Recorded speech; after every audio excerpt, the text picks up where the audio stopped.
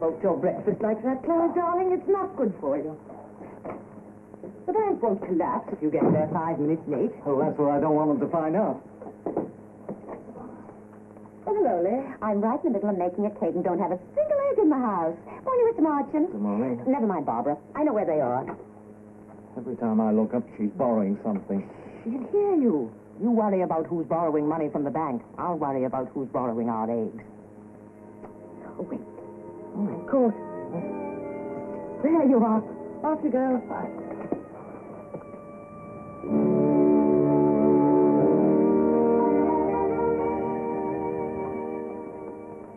You know, I don't think your husband likes me very much.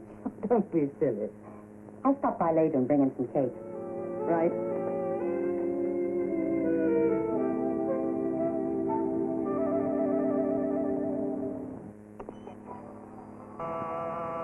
Just a minute. Coming.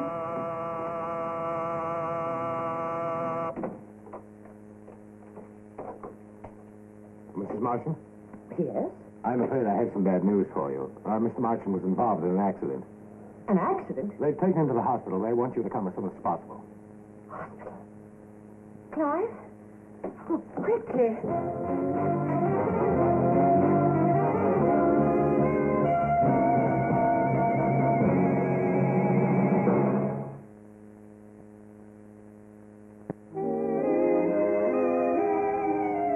Well, it's very kind of you to see me at such short notice, Mr. Marchant. Not at all. Now, what can I do for you, Mr. Garner? Well, it's a little matter of raising money. The figure I had in mind would be around £250,000. £250,000? I'm afraid in that case you'll have to go to our main office. I don't think that'd be very sympathetic. Mr. Marchant, isn't there a Greyhound racetrack somewhere near here? Well, yes. Mm-hmm. Well, yesterday they made a large deposit. Around £250,000, I'd say. Oh, this, by the way, is your wife's driving license. Where'd you get it? Well, she's staying with me. Oh, no, she's perfectly all right. Nothing's going to happen to her. Provided, of course, that you're cooperative. I don't understand. Well, I hold your wife as long as you do what I tell you. And I wouldn't touch that alarm bell if I were you. You know, Mr. Martin, I almost feel as though we're old friends. I've never met a man before so devoted to his wife. And that charming habit of yours of taking her out to dinner every Wednesday night, now that's a singularly attractive thing to do. Especially when you've been married all of 20 years. Where's my wife? There aren't many men with your type of devotion. In fact, I might have lost my faith in human nature if it hadn't been for you. Where's my wife? What have you done to her? Oh, now, please, Mr. Marchant. No need for histrionics. Hello, Ben. I want to speak to Mrs. Marchant, please. Uh-huh. It's your husband. He's worried about you. Clive?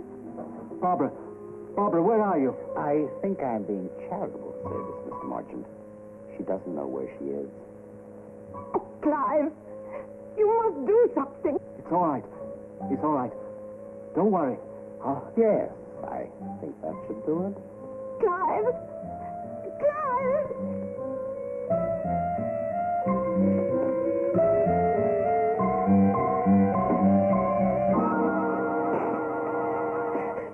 I don't know why I'm having so much trouble with this case. Oh, hello, Frank. What was it you wanted? Steve, aren't you working on that Belgrave robbery?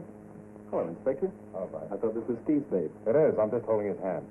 A car was reported stolen in the Belgrave area. This was found on the floor. I thought it might be on your list. A charm bracelet. No, I don't have one of these on my list. But thanks anyway, Frank. So long, Frank. You see what I mean? They find a piece of jewelry, but it's not mine. Well, that's the way it goes, Steve. Sometimes you can't win for losing.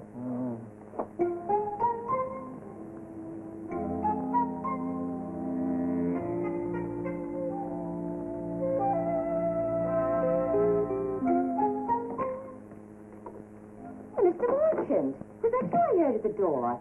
What are you doing home at this hour? I brought Barbara some cake. Where is she? In the kitchen? No. What's the matter, Mr. Marchant? You look sick. You all right? Yes, I'm all right. I'll give her the cake. She isn't there. She's not? She had to go away for a few days. Oh, that's funny. She never said anything about it earlier. It was unexpected. Her mother, she's been taken ill. I'm so sorry. Mrs. Fleming, if you'll please excuse me. Can I do anything? No, nothing, thank you. She would have said something about it. It was sudden, I told you. Well, I'll put the cake in the kitchen anyway.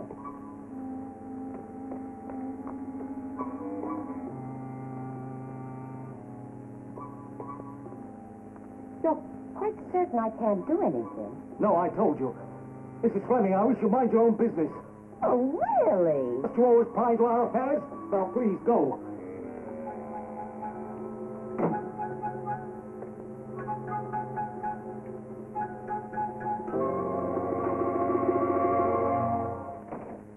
Please, let me talk to him. Please. In time, Mrs. Marchand. But he'll be sick. You don't know him. He always gets ill when things go wrong. His heart. His heart's not bad at all. Just a slight murmur. Nothing serious. All right. I will let you talk to him. Knowing his ways, I venture to guess he's at home.